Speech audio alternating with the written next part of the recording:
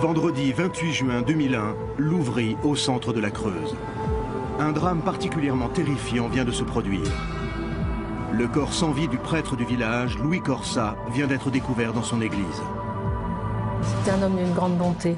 Comment on peut s'acharner ainsi? La scène est insoutenable. Le prêtre a été torturé et massacré. Il a été tué de plusieurs coups de couteau au niveau du cœur et ses mains et ses pieds sont transpercés, rappelant les stigmates du Christ. Il a été frappé avec une violence inouïe. On retrouve partout dans la sacristie des signes de profanation avec des références au diable. Tout porte à croire à un crime à caractère satanique. Que s'est-il passé dans cette église? Pourquoi un prêtre apprécié de tous s'est-il retrouvé assassiné, le corps frappé des stigmates du Christ? La section 13 a été expressément envoyée sur cette enquête au cœur de l'église. Retour sur cette affaire incroyable qui encore aujourd'hui fait parler d'elle dans les conversations secrètes du Vatican.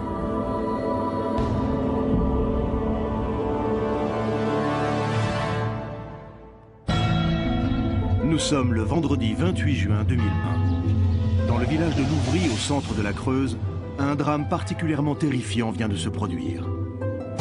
À 8h30 du matin, le corps sans vie du prêtre du village, Louis Costa, 72 ans, est découvert par un de ses proches dans l'église. L'homme a été sauvagement assassiné et son église profanée. Immédiatement, les services de la gendarmerie locale sont alertés. Face à l'ampleur de l'affaire et son côté pour le moins étrange, la section 13, dirigée par le général Carnot, a été mandatée pour mener l'enquête. Le procureur de la République m'a téléphoné vers 10h. Il était particulièrement embarrassé par le caractère religieux de ce crime et des conséquences qu'il pouvait avoir au sein de l'Église.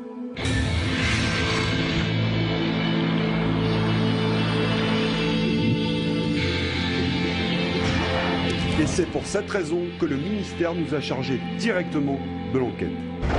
Quand on a reçu au QG les photos prises par les gendarmes, j'ai tout de suite compris qu'on était face à une affaire plus que délicate.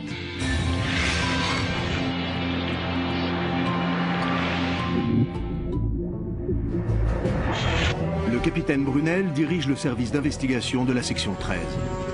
Habitué des affaires à caractère paranormal, c'est lui qui a été nommé sur cette affaire de Louvry. Le secteur de l'église avait totalement été bouclé par mes collègues et la scène de crime n'avait pas été touchée. Il fallait que l'on parte au plus vite pour commencer les investigations. J'ai reçu les clichés pris par les gendarmes de Louvry en début de matinée.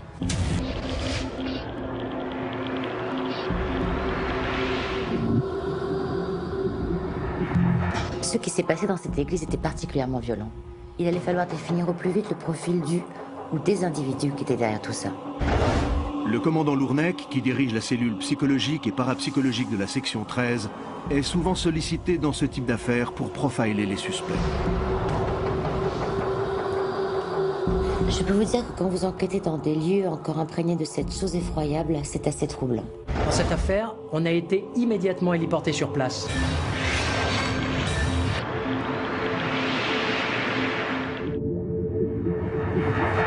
Car il fallait sans attendre exploiter au maximum les informations qui se cachaient dans cette église. Le lieutenant Etchebarri est responsable de la cellule scientifique de la section 13. C'est lui, avec son équipe, qui est chargé de récolter tous les indices exploitables sur une scène de crime.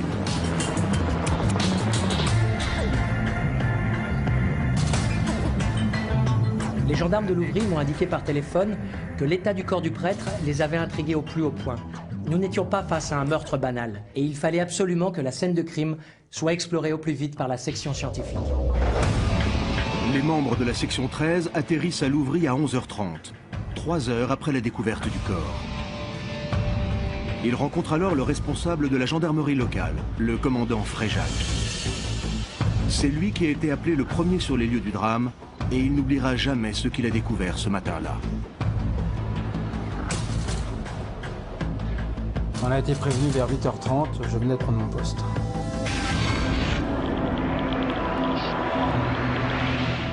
C'est le sacristain Bastien qui m'a appelé. Il venait de découvrir le corps du prêtre. Je suis rentré dans l'église par une petite porte qui se trouve à l'arrière de l'édifice. J'étais très en retard et nous avions rendez-vous à 8h avec lui, je crois. Yann Bastien est sacristain à Louvry au moment des faits. Très lié avec le père Louis Corsa depuis 12 ans, Les deux hommes travaillent ensemble quotidiennement pour le bien de la communauté.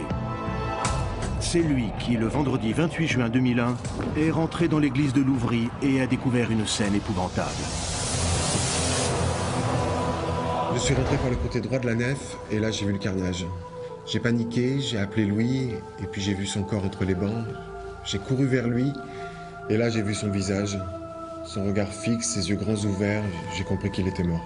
Je me souviens de l'instant où nous sommes rentrés dans la nef centrale, c'était indescriptible. Et moi qui suis pratiquant, je viens dans cette église tous les dimanches et de voir cette église dans cet état, où j'ai fait baptiser tous mes enfants, je me suis marié, c'était bouleversant. Les bancs à l'entrée de l'église sont renversés. Le bénitier tient encore debout, mais l'eau bénite a été souillée par ce qui semble s'apparenter à du sang. La grande croix placée derrière l'autel a été retournée. Les cierges qui se trouvaient sur la partie droite de l'entrée ont été sectionnés et projetés un peu partout dans la nef. Lorsqu'on a pris la rue centrale, on a vu Louis, il était allongé entre les bancs. Et j'ai voulu lui prendre son pouls, mais j'ai constaté qu'il était décédé. Et quand j'ai vu l'état de son corps, j'ai tout de suite compris que c'était du sérieux et j'ai immédiatement prévenu ma hiérarchie. Le corps du prêtre du village, Louis Corsa, a subi d'atroces sévices, laissant penser qu'il a été torturé avant d'être sauvagement assassiné. Alors arrivés sur place, les membres de la section 13 se retrouvent au cœur d'une affaire qui, une fois de plus, les emmène au-delà de l'imaginable. Quand on est entré à l'intérieur de l'église, on a tout de suite été frappé par une odeur tenace d'encens. Une bonne centaine de bâtons d'encens avaient été brûlés simultanément. Je peux vous dire que ça donnait un caractère particulièrement déstabilisant à cette scène de crime. Moi, j'ai tout de suite été heurté par cette grande croix à l'envers. Les cierges éparpillés partout sur le sol et les bancs retournés. Évidemment, cela fait penser au diable. On a tous cette référence à travers la littérature et le cinéma. Quand j'ai vu l'état du prêtre là, j'ai compris pourquoi on nous avait appelés. Le corps était couvert d'entailles à des endroits bien précis qui marquaient les mêmes stigmates que ceux du Christ. 5 coups de couteau assénés comme pour un rituel. Je secondais le lieutenant Etchebarry pour effectuer tous les relevés protocolaires sur la victime. Et c'était impressionnant de voir comment le prêtre avait été rigoureusement marqué. Son front saignait d'une façon étrange. Ça rappelait les traces laissées par la couronne du Christ. De plus, la tête du prêtre, en plus des commotions sur le lobe frontal, avait une plaie particulièrement profonde sur la partie arrière du crâne, dans la zone du cervelet. Le prêtre Louis Corsa a subi un véritable calvaire. Comme le Christ, il porte des entailles aux 2 mains, aux pieds et a eu le flanc gauche perforé. Le crime a été commis vraisemblablement à l'arme blanche, mais aucun couteau n'a été retrouvé sur les lieux du drame. Que s'est-il passé dans l'église de Louvry dans la nuit du 27 juin 2001 ? Comment le père Corsa, un homme respecté dans la région, a-t-il pu être sauvagement assassiné de la sorte ? Avec mon adjoint Delorme, nous avons alors procédé à un relevé détaillé de la scène de crime. On a photographié toute la nef dans les moindres détails. On a essayé de faire le plus vite possible.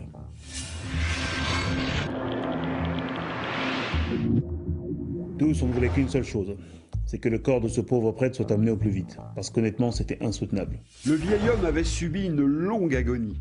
Et quand j'ai vu les premières constatations des légistes, j'ai compris qu'il avait vécu un long calvaire. Les marques de coups et de lacération sur son crâne m'avaient doublement intrigué, parce qu'à l'endroit de l'impact, il y avait des traces d'une matière ressemblant à des résidus de pierre. On a cherché dans la nef et on a trouvé 2 endroits placés à l'opposé l'un de l'autre. Il y avait un pilier d'une part à l'entrée et l'autel de l'autre côté. La pierre à ces 2 endroits était colorée de quelques particules de sang que l'on a prélevées, et notre intuition nous faisait dire que le crâne du prêtre avait dû heurter violemment ces 2 parties opposées de l'église. Durant son agression, on pense qu'il a été traîné sur toute la partie centrale de l'église. Et il y avait des bancs renversés, qui laissaient penser que le père Corsa s'était débattu. Mais en même temps, c'était vraiment difficile de s'imaginer ce qui avait pu se passer. C'était tellement le chaos. On avait des impressions, mais rien de précis. On sentait qu'il y avait eu du mouvement dans cette église, comme si le ou les agresseurs s'étaient acharnés sur le pauvre homme à plusieurs reprises et à plusieurs endroits. Et enfin, il y avait ce bénitier plein de sang, et les gendarmes avaient fait des relevés le matin même. En fin d'après-midi, nous avons eu la confirmation qu'il s'agissait du sang du prêtre. Il était fort probable que ces entailles profondes, faites dans les mains, dans les pieds et dans le flanc gauche du prêtre, aient été faites devant le bénitier. On s'imagine alors qu'il a dû être tenu par un ou plusieurs individus, pendant qu'un autre lui faisait ses entailles profondes.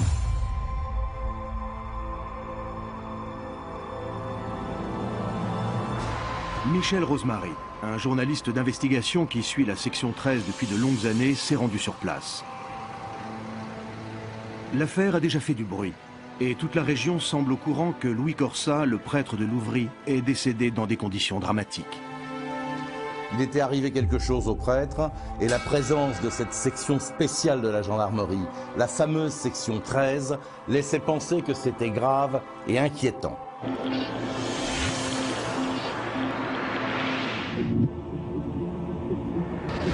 Et puis aux alentours de 20 h, une ambulance de l'armée est venue chercher le corps du prêtre. Le corps de Louis Corsa est emmené à l'Institut médico-légal de Limoges en début de soirée. Les premières constatations laissent entrevoir un scénario des plus diaboliques. Le prêtre semble avoir trouvé la mort dans des circonstances d'une violence inouïe. Les enquêteurs de la section 13 cherchent alors à définir un scénario cohérent qui pourrait les mener sur la piste des auteurs du meurtre. Je crois que les membres de la section 13 ont travaillé quasiment toute la journée à la recherche de traces ADN ou d'indices. Pendant ce temps-là, les gendarmes de Louvry ont entamé des investigations dans le village. Ils cherchent quelque chose, un indice, une information. Il fallait découvrir si, dans la vie de la victime, il y avait des éléments suspects, établir son emploi du temps, qui il avait vu ces derniers temps, ces derniers jours, ces dernières heures. C'est une vaste enquête qui s'est ouverte autour de la mort de ce prêtre. Hubert Corsa, c'était l'homme le plus aimé du village, peut-être même de toute la région. Et je peux vous dire que de devoir annoncer sa mort, lorsqu'on a lancé l'enquête, c'était extrêmement compliqué. Le père Corsa s'est illustré en tant que bienfaiteur dans toute la Creuse pendant de longues années. Grâce à une collecte de fonds, il faisait rénover de vieilles fermes abandonnées où de nombreux sans-abri sont hébergés. Tout le monde connaissait le père Corsa et les enquêteurs espèrent trouver des informations auprès de la population. On a 16 hommes en renfort qui sont arrivés et avec les nôtres, on était 54 en tout à avoir questionné les habitants du village. Personne n'a rien vu ni rien entendu. On n'avait aucune information. Le sacristain Yann Bastien est le proche du prêtre qui a découvert le corps et alerté les secours. Il est également entendu. Et dans sa déposition, il affirme aux enquêteurs que le prêtre n'avait pas d'ennemis et qu'il n'avait, à sa connaissance, jamais reçu aucune menace. La dernière fois que j'ai vu le père Corsa vivant, c'était la veille de sa mort, en fin d'après-midi. Le père Corsa et moi faisions ensemble le catéchisme pour le groupe des grands et je venais en renfort parce qu'on préparait les professions de foi. Il est arrivé avec Yvonne Bazolski, et il n'avait pas l'air d'avoir de problème, sinon je pense qu'il m'en aurait parlé. Il était comme à son habitude, drôle, heureux. Il faisait beaucoup rire les enfants. Yvonne Bazolski est également une des dernières personnes à avoir vu le prêtre vivant.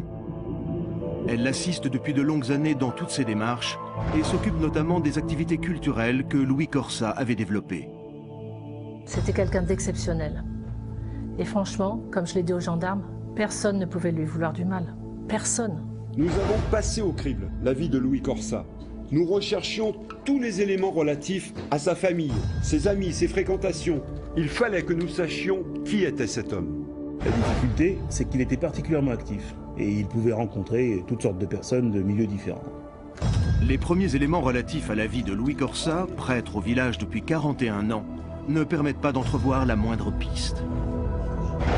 Que s'est-il passé dans l'église de Louvry?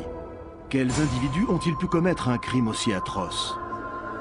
Les enquêteurs se tournent alors vers la piste de réseaux souterrains qui opèrent au nom de Satan.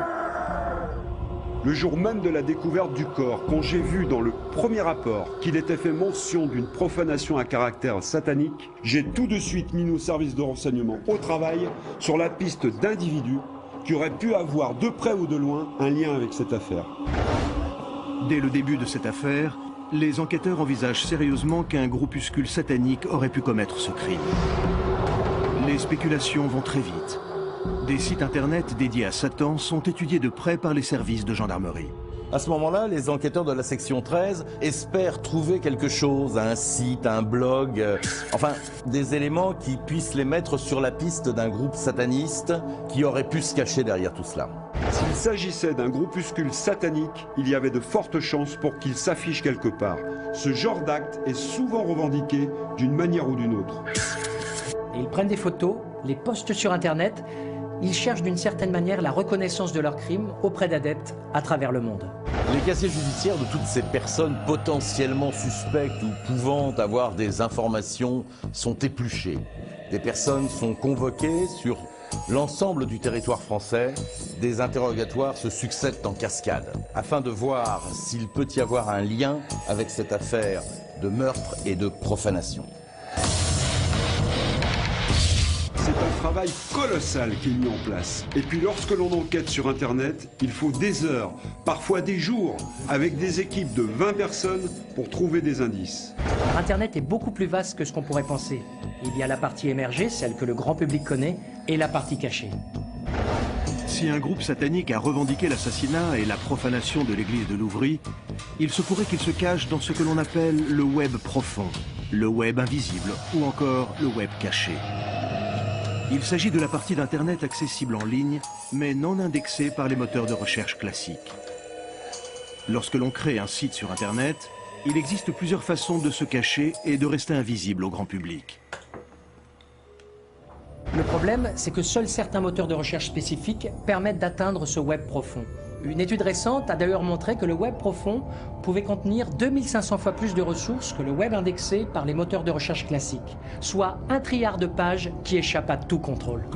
Les réseaux satanistes, comme d'autres, utilisent ce web profond pour communiquer. Ils utilisent des codifications pour se cacher derrière des sites d'apparence tout à fait normaux.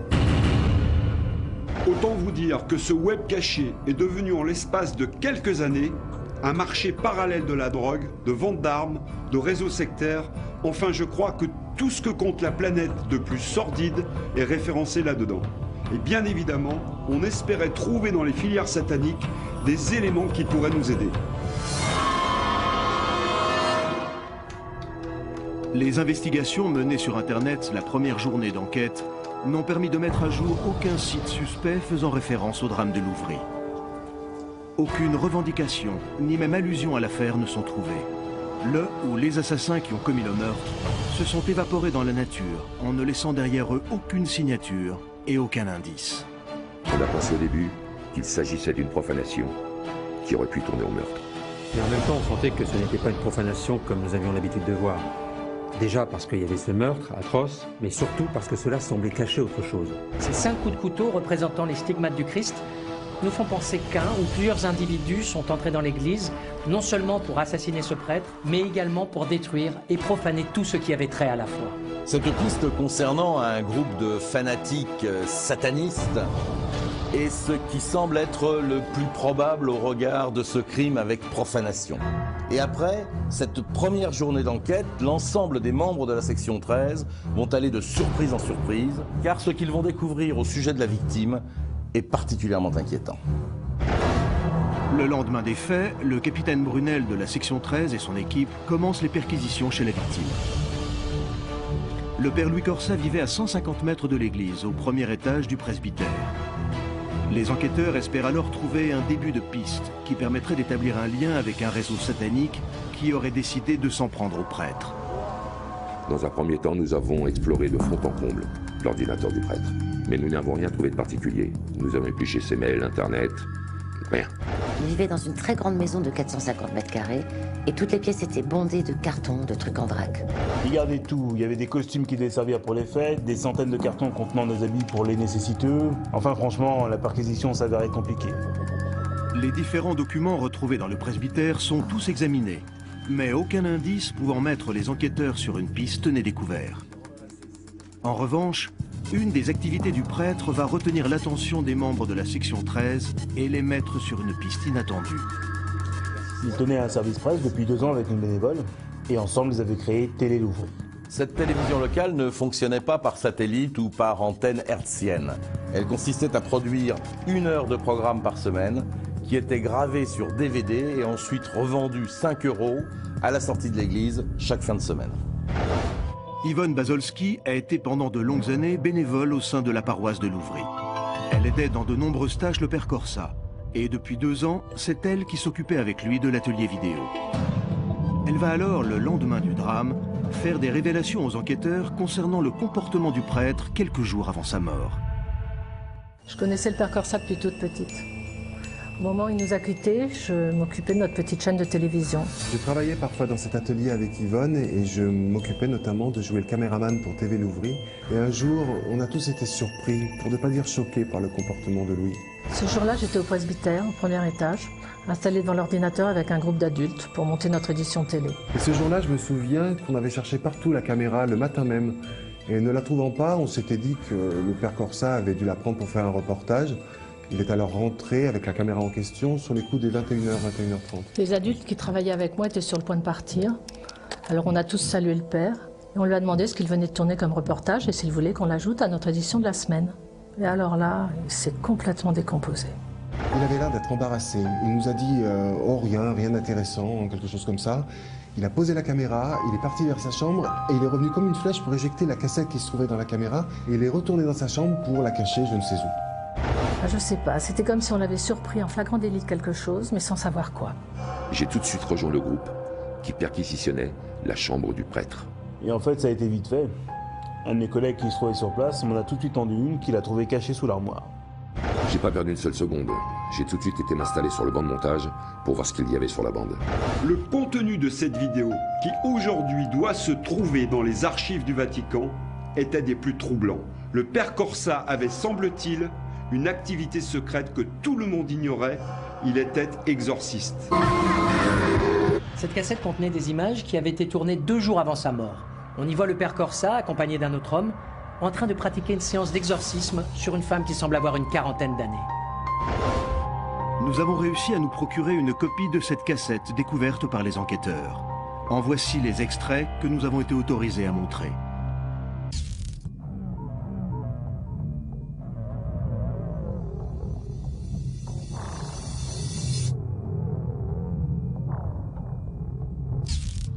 C'est bon mon père, ça tourne. Bonjour famille. Comment allez-vous ce matin? Au nom du Père, du Fils, du Saint-Esprit. Chante avec moi. Notre Père qui es aux cieux, que votre nom soit sanctifié, que votre règne vienne, que votre volonté soit faite sur la terre comme au ciel. Pardonne-nous nos offenses comme nous pardonnons aussi à ceux qui nous ont offensés. Et ne nous soumets pas à la tentation, mais délivre-nous du mal. Ça y est longtemps. Qui es-tu? Manifeste-toi. Donne-moi ton nom. Donne-moi ton nom. Qui es-tu? Donne-moi ton nom. Sainte-Marie, Mère de Dieu, maintenant et à l'heure de notre mort. Amen. Quitte ces corps, démon. Quel est ton nom? Quel est ton nom? Manifeste-toi. Sors de ce corps.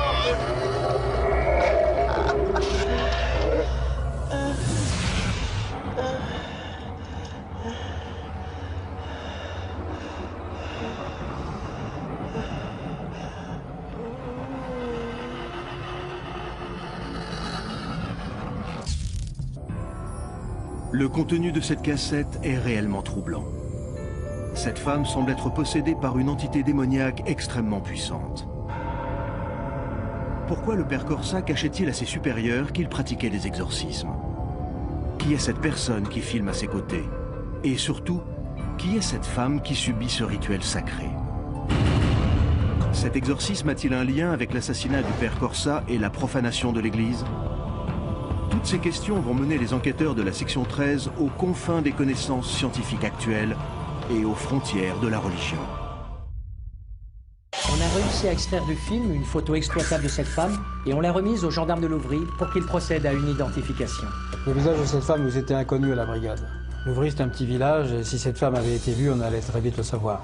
Impossible de mettre un nom sur le visage de cette femme et de cet homme qui accompagne le père Corsa. Elle n'était pas connue des services de police et elle n'était pas au fichier des personnes disparues.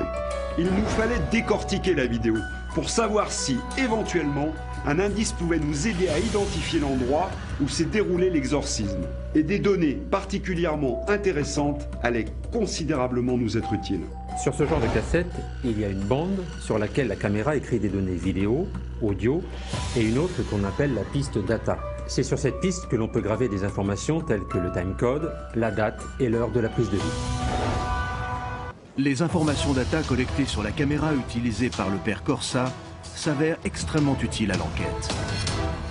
Elles permettent d'établir l'heure à laquelle la séquence vidéo a été tournée par le prêtre et son assistant. On savait à quelle heure et quel jour ils avaient tourné ces images. Et ça s'était passé 2 jours avant l'assassinat du père Louis Corsa. Le même jour où Yann Bastien et Yvonne Bazolski avaient surpris le prêtre en train de s'emparer de la cassette pour la cacher. Et je dois dire que lorsque l'on a regardé la prise de vue filmée juste avant, on a eu beaucoup de chance. Le plan tourné juste avant la séance d'exorcisme a été filmé le même jour par le père Corsa. Il s'agit du plan d'un pont en rénovation. L'heure mentionnée sur la piste data de la cassette vidéo indique que ces images sont tournées seulement 16 minutes avant le début de la séance d'exorcisme. Si on part du principe que l'homme qui conduit est le personnage que l'on verra sur la vidéo effectuée 16 minutes plus tard, on peut penser qu'ils sont quasiment arrivés ensemble sur les lieux où ils s'apprêtent à pratiquer un exorcisme.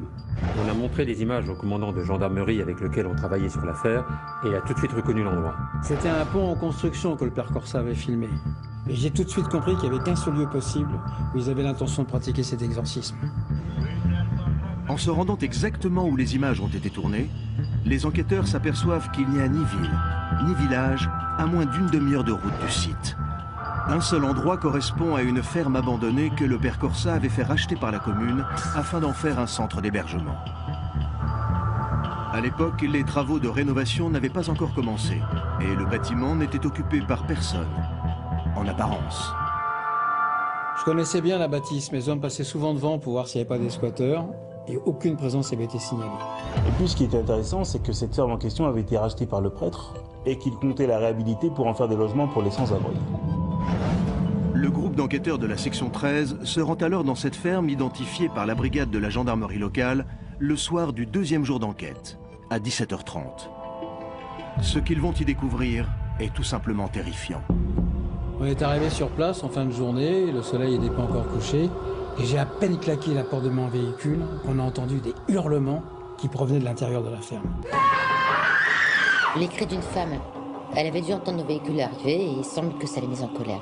Elle n'arrêtait pas d'hurler, on ne comprenait rien de ce qu'elle disait. En plus, c'était vraiment pas évident de la localiser parce que le bâtiment était quand même assez grand. Madame, c'est la gendarmerie nationale.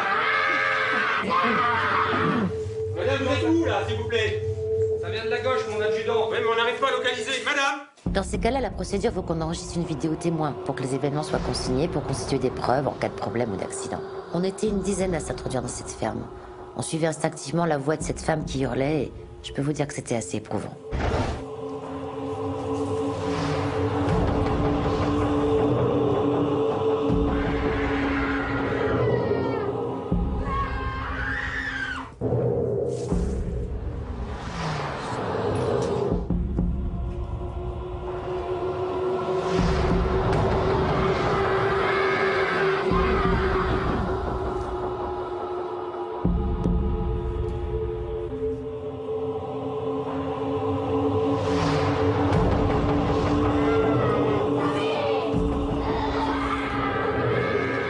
C'était vraiment difficile de comprendre d'où venaient ces cris. La maison était quasiment vide et le son se propageait très bizarrement. Les membres de la section 13 parcourent de long en large la propriété. Il n'y a pas d'étage et aucun accès à un éventuel sous-sol n'est trouvé. La femme semble bien là, mais personne de l'équipe ne parvient à la localiser. Vous m'entendez? C'est la gendarmerie là! Le caméraman de la section vidéo m'a alors indiqué qu'il avait l'impression que le son venait d'en dessous. Sauf qu'a priori, il n'y avait pas de cave. Ah, c'est plus sonore ici, hein. Madame, attendez.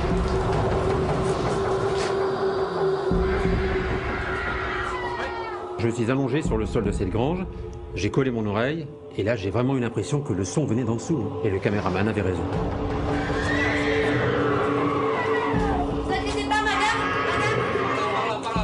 Assez rapidement, on a identifié ce que l'on pensait être une porte de placard dans la cuisine. Tout là-bas, il y a un accès. Ouais. On vous entend, madame.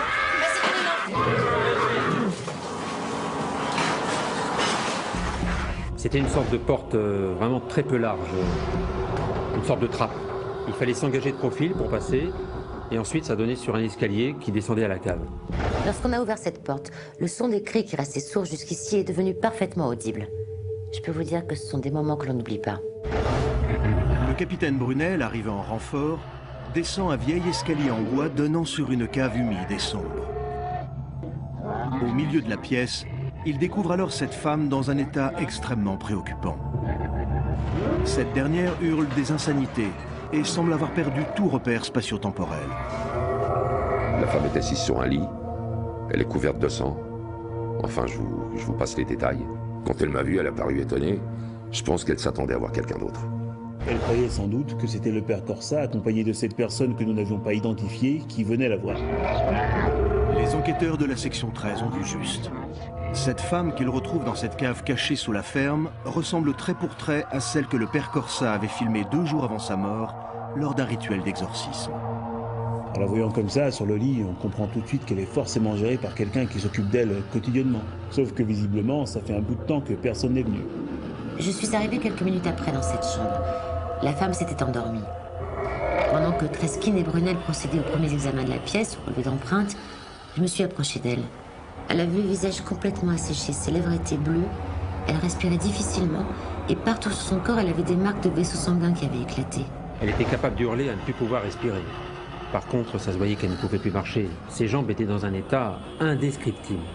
Elle est quasiment paralysée sur ce lit, parce que n'importe qui de bien portant aurait pu sortir de cette ferme pour demander de l'aide. Cette femme que les membres de la section 13 ont découverte est immédiatement prise en charge pour être transférée vers l'hôpital de Limoges. Ses cris et son comportement violent caractérisé par des spasmes laissent penser que cette dernière souffre d'un mal particulier qui la ronge. Selon toute vraisemblance, le père Louis Corsa et un autre individu activement recherché par les enquêteurs s'occupaient de son cas. La jeune femme était en quelque sorte isolée, à l'abri des regards, dans cette ferme abandonnée, aux mains des 2 hommes qui cherchaient à la débarrasser de ses démons. À ce moment-là, on espère que cette femme va pouvoir nous aider dans notre enquête. Et les équipes médicales se sont alors penchées sur son état de santé. Très vite, les enquêteurs vont pouvoir mettre un nom sur cette femme si particulière. Une certaine Fanny Delmont, identifiée grâce à ses empreintes dentaires. Pourquoi cette femme se retrouve-t-elle ainsi prisonnière dans cette cave? A-t-elle un lien avec le décès du père Corsa? Les enquêteurs pensent être dans l'impasse, car cette personne, qui semble avoir été possédée par le démon, n'a pas le profil d'un assassin. On n'imagine pas cette femme avoir pu tuer le prêtre dans l'église. Elle ne peut pas marcher, il lui faut tenir son verre lorsqu'elle boit, elle est alimentée par intraveineuse car elle est dans l'incapacité d'ingérer les aliments par sa bouche. C'est donc difficilement envisageable de la rendre responsable du drame survenu dans l'église. Les enquêteurs de la section 13 se concentrent alors sur l'identification de l'homme qui filme la séance d'exorcisme aux côtés du père Corsa. Plus tard dans l'après-midi, un véritable coup de théâtre va se produire. L'homme en question se présente de lui-même aux autorités. Il dit s'appeler Xavier Dounel. Et en déplacement au Vatican depuis la veille du drame, il a décidé de rentrer d'urgence à Louvry lorsqu'il a appris le décès de son ami le père Corsa. Les membres de la section 13 découvrent alors l'incroyable récit de ce jeune prêtre.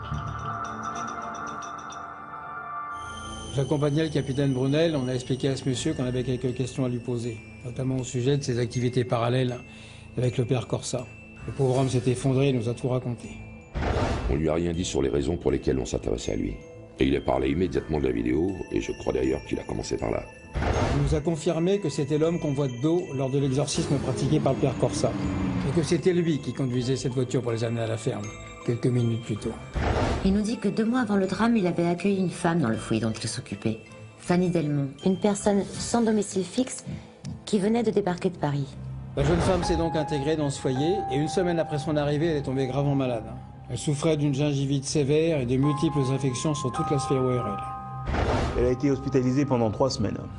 Les chirurgiens ont dû lui arracher une à une toutes ses dents et amputer une partie de la mâchoire. Le prêtre Xavier Dounel explique alors aux enquêteurs de la section 13 qu'à son retour de l'hôpital, Fanny Delmont avait sombré dans une profonde dépression. La jeune femme ne parlait plus, ne s'alimentait plus et connaissait des accès de violence incontrôlables. Personne ne la reconnaissait. Ce n'était plus la Fanny qui l'avait accueillie. Elle était démoniaque. Et son visage et son corps se sont littéralement métamorphosés. Elle perd 15 kilos. Pour une personne qui en pesait au départ 59, je vous laisse imaginer son état. Elle mange très peu, ne s'hydrate que rarement. Et pour Xavier Dounel et le père Corsa, elle devient un véritable problème.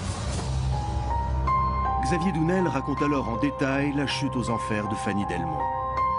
Cette femme qu'il a accueillie dans le centre d'hébergement se montre agressive et très vite dangereuse. Aujourd'hui âgé de 42 ans, Xavier Dounel a accepté de revenir avec nous sur cette terrible histoire qui l'a poussé, lui et le père Corsa, aux frontières de la religion. À cette époque, j'étais responsable du centre d'hébergement et j'avais fait accueillir Fanny dans nos locaux. Elle avait une petite chambre et les premières semaines, ça se passait sans problème. Et puis après cette grosse opération chirurgicale, elle a commencé à insulter tout le monde, faisait des crises étranges. Et là, elle tombe à nouveau gravement malade. Elle s'affaiblit considérablement et finit par s'enfermer dans sa chambre. J'étais le seul à pouvoir rendre visite à Fanny. Et puis un soir, elle a eu une violente crise. Je parvenais plus à la maîtriser et j'ai appelé le père Corsa en renfort. Il est venu, il est resté seul pendant 1 heure dans la chambre avec elle et quand il est sorti, il m'a dit qu'il fallait qu'elle consulte d'urgence. D'après le témoin, le père Corsa était très embarrassé par la situation. Il ne savait pas quoi penser du cas de cette jeune femme et a préféré attendre avant de se prononcer. Il ne pouvait pas dire à ce moment-là si cette femme était possédée par le démon. Il avait de bonnes connaissances en la matière et avait été formé aux pratiques de l'exorcisme. Et avant de prévenir les hautes instances de l'Église qu'un pareil cas a été découvert, il faut être sûr de son coup. Le père Corsa et Xavier Dounel vont alors emmener Fanny loin du foyer. Ses cris la nuit effraient tout le monde. Et il devient difficile de garder cette pauvre femme dans ce cadre où vit une communauté de 67 personnes. Le père Corsa a décidé de l'installer dans cette ferme en ruine qu'il avait obtenue de la commune de Louvry. Personne ne vivait là-bas, personne ne passait, les travaux n'avaient pas commencé et l'endroit servait juste de stockage d'objets de récupération. Xavier Dounel et le père Corsa passaient 1 heure au chevet de la jeune femme chaque jour à tour de rôle. Peu à peu, elle s'automutile, elle insulte. Bref, les hommes ne savent plus comment faire. Le père Corsa ne parvenait pas à venir à bout de ce démon qui semblait la posséder, alors il m'a dit qu'il voulait procéder à un exorcisme dans les règles. Le père Corsa a décidé de prévenir l'évêché et le Vatican. Mais avant cela, il faut constituer un dossier, une preuve qui permettrait de présenter ce cas. Le père Corsa, avec la complicité de Xavier Dounel, décide alors de faire une cassette vidéo représentant la jeune femme dans ses crises démoniaques, afin de faire un film probant pour appuyer leurs demandes. 3 semaines avant le drame, le prêtre enregistre ses premières vidéos. On a filmé en tout 5 séances avec elle. 5 pour essayer d'obtenir des preuves. On avait vu à plusieurs reprises décoller littéralement du lit en se cabrant dans des positions inimaginables. Et puis il y a eu cette dernière séance, où là ça a commencé à sérieusement mal tourner.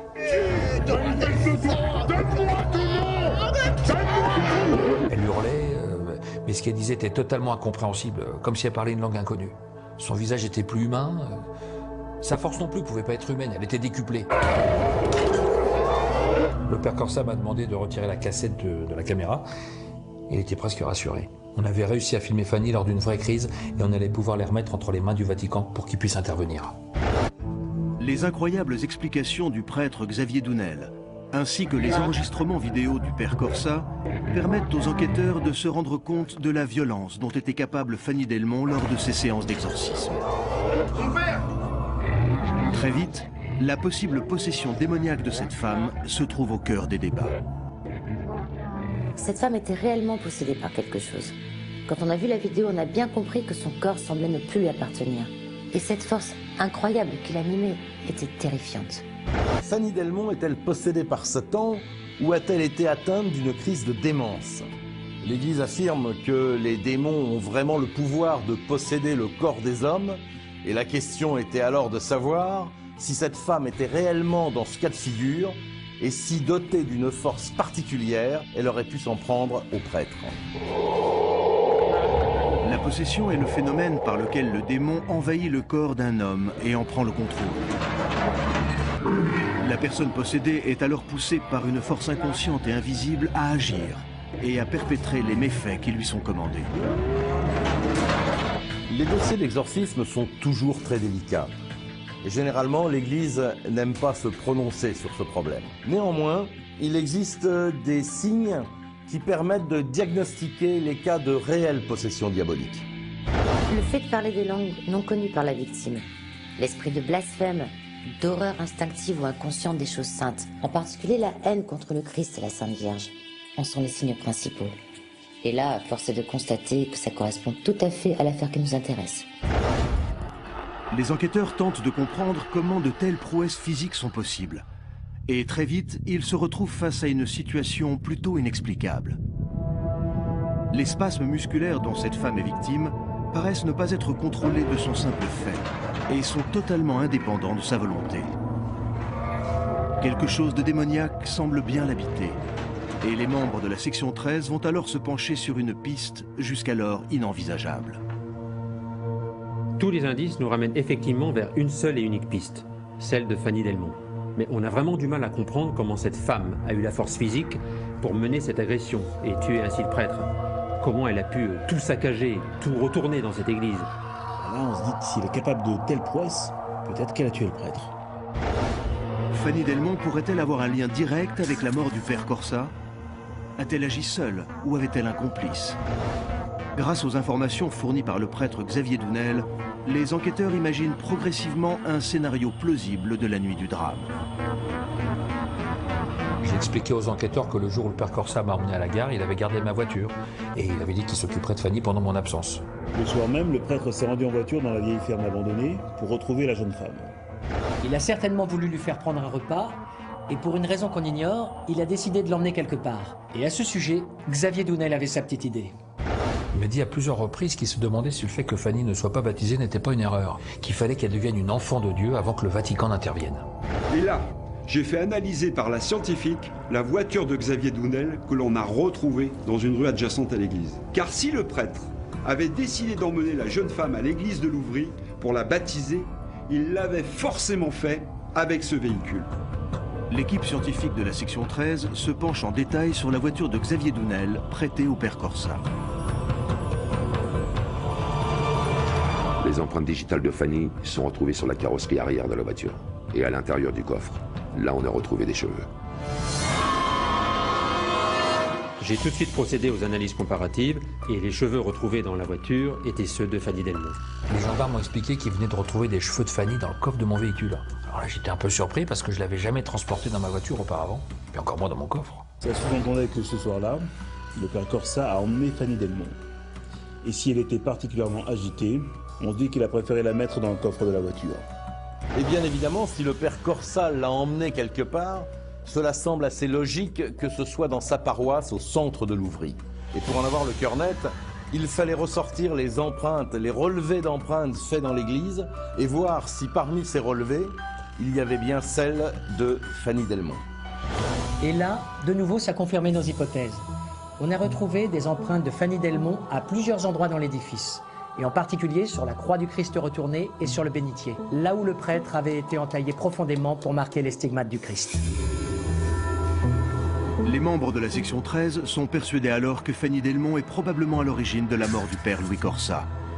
Ce dernier a voulu la baptiser dans sa propre paroisse et cette dernière s'en est pris à lui. En pleine crise et dotée d'une force surhumaine, Fanny Delmont aurait tué le prêtre et saccagé ensuite l'église. C'était assez déroutant comme conclusion, mais il fallait que l'on se rende à l'évidence. Fanny Delmont a montré lors de la captation vidéo faite par les deux prêtres qu'elle était capable d'arracher ses liens et de faire face à deux hommes. Alors on s'imagine qu'elle, toute seule dans l'église, avec le père Corsa, un vieux monsieur de 72 ans, elle a très bien pu vouloir le tuer. On avait ses empreintes partout dans cette église. Et seulement ses empreintes. Alors on est obligé de se rendre à l'évidence. Elle a assassiné ce prêtre. Et c'est elle qui lui a fait ses stigmates dans sa folie meurtrière.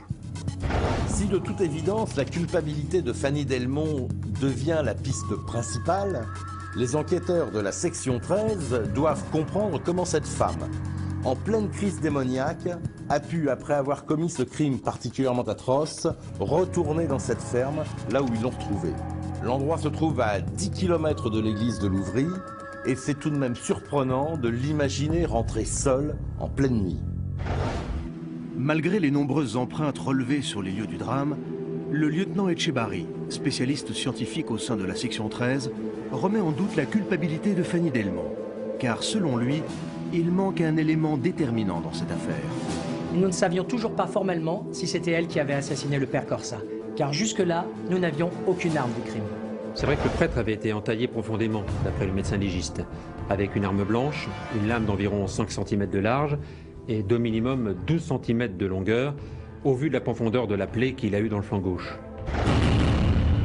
Et jusqu'ici, l'arme du crime n'ayant pas été retrouvée, si Fanny Delmont avait tué le père Corsa, il y avait de bonnes chances pour qu'elle s'en soit débarrassée sur son chemin. Les enquêteurs de la section 13 organisent alors une battue en vue de tenter de retrouver l'arme du crime sur le trajet de retour que Fanny Delmont a fait à pied. Le périmètre de l'église ainsi que la vieille ferme abandonnée ont déjà été fouillés de fond en comble. Et selon toute vraisemblance, cette femme a peut-être décidé de se séparer sur son chemin de l'arme avec laquelle elle aurait tué le prêtre. On a essayé de reconstituer les différents chemins qu'elle aurait pu emprunter et au bout de nos recherches, ça a payé. Et payé doublement. Nous avons poussé jusqu'à un petit village voisin situé à 8 km de Louvry. Là, une petite route longeait un bois sur 2 km environ et menait à une centrale électrique. Aucune habitation dans les parages. Par contre, la centrale électrique était équipée de caméras de surveillance. Nous avons saisi les bandes d'enregistrement et là, on a eu cette surprise incroyable. Sur les images enregistrées par les caméras de surveillance de la centrale électrique, on peut apercevoir Fanny Delmont. La vidéo est datée du soir du drame et on la voit marcher dans un champ, totalement désorientée. Alors là, l'étude des enregistrements de caméra nous a révélé le passage de Fanny. Sa démarche est peu assurée. Elle titube à moitié, l'image n'est pas parfaitement nette, il fait nuit, mais comme le site est partiellement éclairé, on la reconnaît très facilement. Immédiatement alertés, les services de gendarmerie procèdent à la fouille du champ, non loin de la centrale électrique. Et leurs efforts vont payer, car un couteau taché de sang va être retrouvé. Premièrement, les taches de sang correspondent à l'ADN du père Corsa. Et deuxièmement, les empreintes relevées sont celles, et exclusivement celles, de Fanny Delmont. Si cette nuit du 27 juin 2001, au cours de laquelle Louis Corsa a trouvé la mort, a marqué les enquêteurs de la section 13, c'est parce que les événements qui se sont produits sont à peine croyables. Entre 21h et 21h30, Louis Corsa, à bord d'un véhicule emprunté à son ami Xavier Dounel, prend la direction de la ferme où l'attend Fanny Delmont. Là-bas, il se rend au chevet de cette femme, cachée dans un sous-sol et attachée sur son lit. Il lui donne un repas et décide de l'emmener à l'église de Louvry pour la baptiser. Mais Fanny se révèle particulièrement dangereuse et agitée. Le prêtre préfère alors la transporter dans le coffre de sa voiture. Après 15 minutes de route, il arrive dans sa paroisse et tente de commencer le sacrement du baptême sur Fanny Delmont. Elle sombre alors dans une crise démoniaque. Elle empoigne le prêtre, l'assomme contre les colonnes en pierre aux deux extrémités de la nef, le frappe au visage à plusieurs reprises, renversant les bancs et saccageant tout sur son passage. Elle se munit alors d'un couteau qui a été identifié comme étant celui dont se servait Louis Corsa pour tailler les imposants cierges qui ornaient son église. Elle lui transperce d'abord le flanc gauche et le vieil homme s'écroule au pied du bénitier. S'ensuit un terrible calvaire pour le prêtre. Fanny Delmont, dans un élan de folie, marque le pauvre homme des stigmates du Christ en lui assénant de multiples coups de couteau avec acharnement. Baignant dans son sang, Louis Corsa décède dans les minutes qui suivent. La femme, quant à elle, s'enfuit après avoir profané le lieu saint. Dotée d'une force surhumaine, Fanny Delmont parvient alors à entamer une longue marche dans la nuit noire à travers la campagne. En arrivant à la hauteur d'une centrale électrique située à 8 km de Louvry, elle décide de se séparer de l'arme du crime. Puis au bout de 3 longues heures de marche, elle parvient à regagner cette ferme dans laquelle les enquêteurs la retrouveront quelques jours plus tard, affamée, déshydratée et paralysée. Comment expliquer la frontière lorsqu'un sujet est dans un état entre possession et crise de démence? Et surtout lorsque la science est incapable d'expliquer ce que le corps est capable de faire. Pour moi, ce n'est pas Fanny Delmont qui a agi cette nuit-là. Mais c'est la personnalisation des forces du mal qui a manipulé son corps pour réaliser cette diabolique besogne.